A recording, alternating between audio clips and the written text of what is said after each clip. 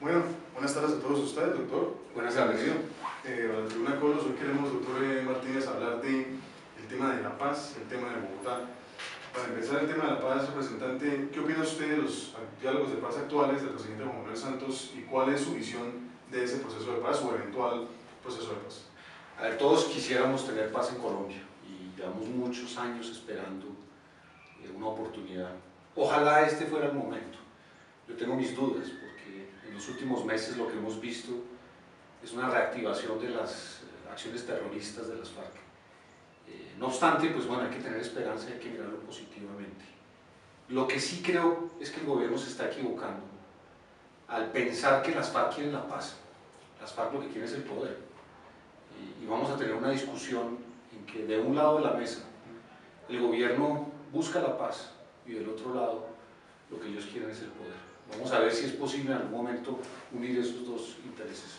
Perfecto. ¿Y cómo le respondemos a algunos sectores que dicen que hay que apostarle a esa paz, pero de una y otra manera están más dados a tomar esa política de rendir al Estado, que el Estado sea endeble, que sea permisivo, como lo fue en los años anteriores? ¿Ese es el camino o hay que tener una mano dura para poder derrotar al terrorismo? A ver, las circunstancias son distintas. En el año 99, cuando se hicieron los diálogos anteriores, el Estado estaba en una situación muy débil, una crisis de legitimidad enorme y además nuestro ejército no tenía capacidad operacional. Hoy en día estamos en una circunstancia muchísimo mejor, pero es cierto que no podemos pensar que la guerrilla se va a sentar a la mesa partiendo de la base de que ellos no tienen nada que ganar, ellos quieren ganar. Quieren ganar en la mesa lo que no han ganado en el campo de batalla. Y el gobierno no puede ser ingenuo en creer que les puede ceder en una mesa de negociaciones aquello que ellos no merecen. A los que dicen que la paz es imposible, la paz es posible, siempre y cuando se haga en el marco de la justicia. Mi gran preocupación es que queremos hacer paz con impunidad. Y resulta que durante 60 años las FARC han violado los derechos el derecho internacional humanitario y los derechos humanos. Y eso no puede quedar impune, porque si queda impune nunca habrá paz. Perfecto. En el marco jurídico para la paz, digamos, se establecieron algunas herramientas para que el gobierno pudiera entrar en estos diálogos. Finalmente se establecen, digamos, beneficios para quienes se desmovilicen y una de otra manera que los delitos de lesa humanidad de pronto queden como en el tintero para no ser castigados, sobre todo estos líderes guerrilleros. Hay la posibilidad de que mediante esta ley finalmente personajes como Timochenko, Iván Márquez y otros más lo veamos en el Congreso con usted. Pues yo espero que eso no sea posible, porque entonces la paz nunca será viable. Yo sí creo que es necesario que haya justicia. Cuando me refiero a justicia, el marco jurídico para la paz prevé dos cosas: que podemos seleccionar quiénes van a responder y quiénes no. Eso ya de por sí es peligroso. Decir ustedes sí, ustedes no. Pero bueno, supongamos que la responsabilidad no es la misma. No es la misma responsabilidad la de Timochenko que la de un mando bajo de la guerrilla. Estamos de acuerdo en eso. Pero a mí lo que más me preocupa es que podemos suspender la acción penal. Suspender la acción penal quiere decir que la justicia ni siquiera va a investigar ese tipo de crímenes. Ahí es donde creo que puede existir un potencial de abuso muy grande. Pero no lo interrumpa, pero en ese sentido, ¿no estaremos haciendo lo mismo que hicimos con el M-19? Sí, lo que pasa es que ha cambiado también el mundo. Cuando hicimos el indulto al M-19, no existía el Tratado de Roma que creó la Corte Penal Internacional. El mundo no había evolucionado en el sentido de que el derecho internacional humanitario y los derechos humanos, cualquier violación de esas dos normas es imprescriptible, o sea que no vence nunca. Si uno viola el derecho internacional humanitario tiene que responder. Entonces no es el mismo entorno que en el año 85, 86, finales de los años, principios de los años 90, cuando terminamos la negociación con el M-19. Las FARC perdieron esa oportunidad de haber negociado antes del Tratado de Roma, muy seguramente habrían tenido digamos, condiciones mucho más favorables de las que van a tener hoy en día. Yo espero que el gobierno no negocie eso. Si el gobierno negocia la justicia, lo que va a seguir es una ola de violencia en Colombia que deberíamos poder evitar. Pero estaríamos ante una intención de hacer la paz al costo que sea, o sea, el fin justifica los medios. Pues me preocupa que como estamos ya de cara a la campaña electoral y el gobierno, que tiene problemas de popularidad, piensa que su mejor carta de presentación en las elecciones es la expectativa de una paz. Me preocupa que por ganar las elecciones cedamos más de lo que tendríamos que ceder en una mesa equilibrada, y que por el afán de llegar a un resultado entreguemos libertades y derechos democráticos que no deberían estar en discusión. Muchas personas, digamos, tratan de diferenciar, digamos, los actos, digamos, delictivos que cometen los paramilitares y aquellas personas que son guerrilleros.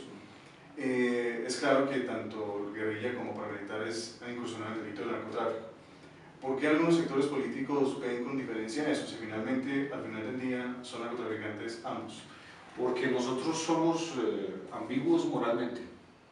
Entonces seguimos sosteniendo que la guerrilla tiene un fundamento político y que los paramilitares era exclusivamente un tema económico, de control de la tierra y de facilitar su negocio del narcotráfico. A mí me parece que son absolutamente idénticos. Pero es cierto, un entremallado de ONGs, de fundaciones, de políticos, consideran que lo de las FARC en el fondo tiene una justificación, mientras que lo de los paramilitares sí merece el peso de la ley y deben ser perseguidos y las sentencias tienen que ser gigantescas y ojalá se pudran en la cárcel. A mí no me gusta esa debilidad. Yo voy a luchar porque no nos olvidemos de las víctimas.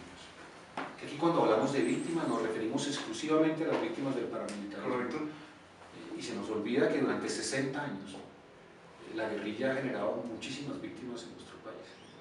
Para los políticos de izquierda en Colombia, la esposa de un teniente del ejército que murió en un campo minado, ese no es una víctima.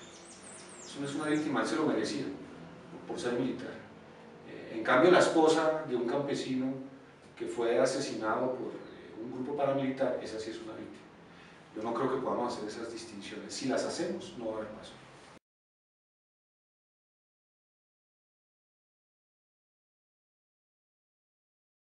Perfecto.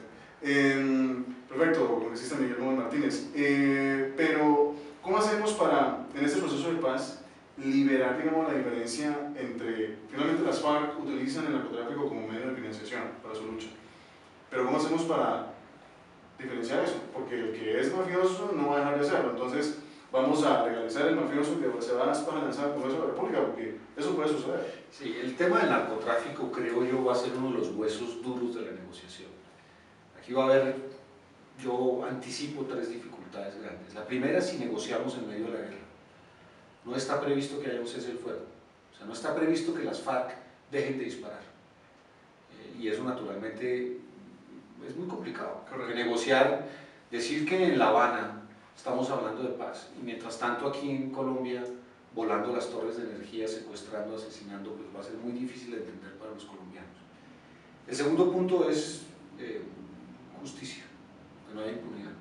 Y el tercero es narcotráfico. Sobre narcotráfico, yo no me anticipo a decir cuál puede ser un punto de equilibrio. Es cierto que el gobierno colombiano en los últimos meses ha venido hablando internacionalmente de que la lucha contra el narcotráfico es un fracaso y que hay que explorar otros caminos. No sé si lo hace para tratar de ambientar en este proceso de negociación un tratamiento diferencial para el tema del narcotráfico. Correcto. Lo que sí es cierto es que el narcotráfico ha sido, digamos, el mecanismo de financiación de la violencia en Colombia y que sin una solución al problema del narcotráfico pues mantendremos circuitos de financiación de la violencia. Pero yo no creo que ni el país ni el mundo esté preparado para que hablemos de legalización, mucho menos en el marco de un proceso de paz y mucho menos con un grupo terrorista. Perfecto. Y ya para terminar el tema de paz, ¿podría pensarse entonces que estas negociaciones de una u otra manera se van a ambientar dentro de un contexto, digamos, la intervención de Hugo Chávez y esto demás? A mí personalmente me genera desconfianza esto. ¿Cree usted que de una u otra manera va a ser positivo o negativo esta participación? ¿O que finalmente va a propiciar que esta gente se desmovilice? Yo soy enemigo de la intervención de países extranjeros. este conflicto es entre colombianos y tenemos que resolverlo entre nosotros. Toda injerencia extranjera le pone ruido a la agenda, mucho más cuando la intervención extranjera no es neutra ni de buena voluntad, sino que tiene intereses políticos. La participación de Hugo Chávez nos hace muchísimo daño. En Colombia todos sabemos que en Venezuela están los cabecillas de las FARC. Todos sabemos que ese gobierno ha sido amigo y colaborador de la guerrilla en Colombia. Entonces, para nosotros ese no es un buen intermediario ni es un agente neutro. Y Chávez quiere sacar una tajada de este proceso y por lo tanto, mientras más lejos esté, mejor para Colombia. Representante, usted del Congreso, ¿cómo podría, digamos, servir como de una u otra manera veedor para que esos diálogos de paz no se conviertan en otro intento fallido o en un caso mucho peor, que el país negocie cosas que finalmente nadie quiere ceder? O sea, es un punto muy bueno que usted toca. El gobierno quiere negociar en secreto. Yo creo que no se puede negociar en secreto. Al revés, hay que hacerlo con transparencia. Porque lo que se está negociando son nuestras libertades y nuestros derechos. Y yo tengo que poder saber qué es lo que está en la mesa. correcto. Esto no es un asunto ajeno, esto es mío. Lo que está en la mesa soy yo. Y por lo tanto yo exijo que haya transparencia. Lo que vamos a hacer es advertir todo el tiempo que veamos desviaciones en la posición del gobierno. Nosotros vamos a negociar en buena fe. No tenemos un buen precedente de las FARC. Ellos nos han engañado muchas veces. Nosotros tenemos sobradas razones para dudar de ellos.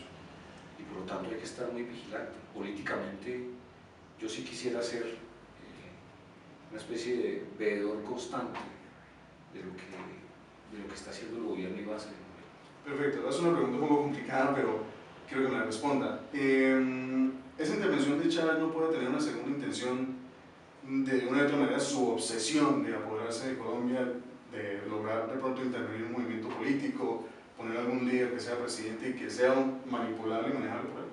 Sí, pues es evidente que en un movimiento político como la Marcha Patriótica, que es un movimiento político reciente en Colombia, que ha tenido algunas manifestaciones, digamos, en la calle, está detrás las FARC, y cuando uno ve, digamos, la organización de ese movimiento, se da cuenta que tiene que tener un financiamiento muy fuerte. Eso no se hace con pocos pesos, se necesitan muchos pesos para hacer lo que están haciendo.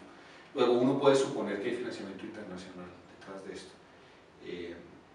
Yo sí creo que Chávez tiene una agenda con Colombia, y nosotros sí somos como una piedra en el zapato, porque pues está Ecuador en el sur, que es cercano a él. Él nos tiene, digamos, en el norte. Nosotros somos incómodos, y lo hemos sido siempre, porque la democracia colombiana pues no ha caído en la tentación del ALBA. Yo sí creo que él tiene una agenda, y yo espero que no se nos crucen las dos agendas. Yo espero que el gobierno tenga el coraje y la firmeza política para separar el problema internacional con Chávez del problema nacional de la paz. Perfecto, representante. Quiero pasar rápidamente a otro tema, el tema de Bogotá. Queremos preguntarle cuál es su opinión, digamos, de Bogotá en unos años. ¿Cree usted y ve usted dentro de su visión como político y líder de la ciudad que vamos a tener una ciudad con las autopistas de tercer y segundo nivel, metro, ese tipo de cosas que finalmente todas las metrópolis tienen, pero excepto Bogotá no las tienen? Esta es una ciudad martirizada. Llevamos, pues mal contados, unos 8 años de estancamiento. Y es una ciudad que tiene muchísimos problemas. Bogotá pues es el centro económico del país. 8 millones de habitantes viven en Bogotá, y el deterioro de la calidad de vida es impresionante, es impresionante. Eso se refleja en una bajísima productividad y competitividad de la ciudad, y se refleja en un deterioro de sus indicadores en general, ambientales, de movilidad, en sus indicadores de calidad de vida. Bogotá tiene que cambiar de rumbo. Aquí tenemos la experiencia de lo que son 3 gobiernos de izquierda, pero dos cerrados, catastróficos, y uno que está empezando. O sea, si uno quiere ver lo mal que gobierna la izquierda, Bogotá es un excelente ejemplo. Y creo que aquí hemos retrocedido, la ciudad iba hacia adelante, se frenó y ahora retrocedió. Entonces Bogotá necesita un vuelco político total y afortunadamente la izquierda nos está abriendo esas oportunidades por la catástrofe que ha sido su administración.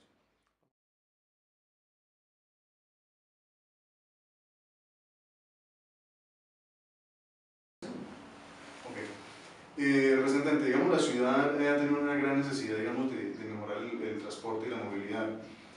Usted lo decía hace un rato, el tema de un estancamiento que ha habido en la ciudad a raíz de ciertos gobiernos de tendencia izquierdista.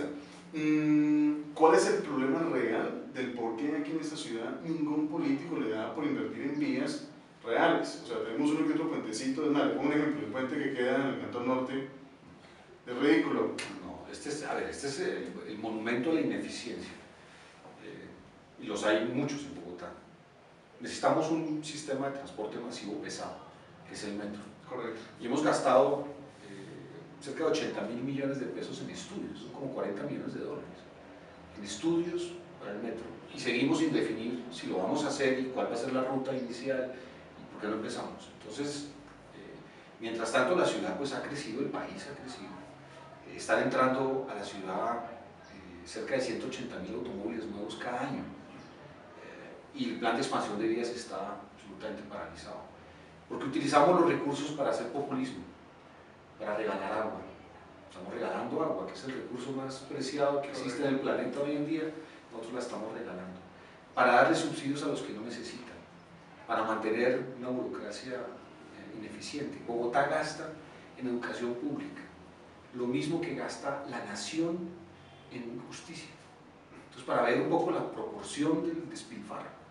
Entonces tenemos problemas muy serios en la ciudad y lamentablemente quienes podrían haber tenido una función de liderazgo político se han dividido. La izquierda no es mayoritaria en Bogotá, pero el centro y la derecha se dividen y son incapaces de pensar primero en la ciudad que en sus intereses personales, y por eso estamos pagando un precio altísimo por eso. Yo creo que el alcalde de Bogotá lleva 8 meses, su índice digamos, de opinión negativa es del 66%.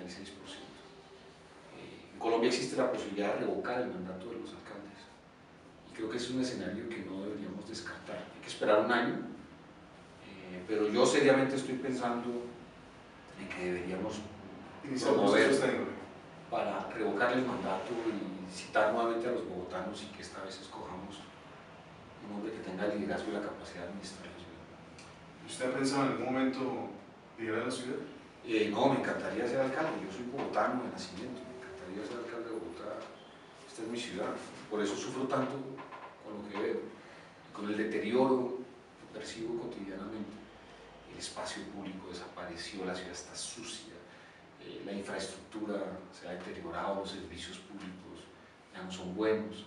Entonces, cuando uno mira la imagen de Colombia que va subiendo a nivel internacional, que ha mejorado mucho, no es lo que pasa en Bogotá. Otras ciudades del país nos han cogido ventaja. Naturalmente no hablemos de lo de Medellín, que es sobresaliente, pero hoy en día Barranquilla es una ciudad que tiene un potencial y un desarrollo y una prosperidad enorme. Bucaramanga y Bogotá cada vez más queda siendo la capital de Colombia. Para terminar, ¿qué solución plantearía usted como líder político de la ciudad para de otra manera, a corto y mediano plazo, resolver el problema de la movilidad? A ver, no hay una sola solución. O sea, el problema es enorme y requiere soluciones parciales. El metro es una de ellas.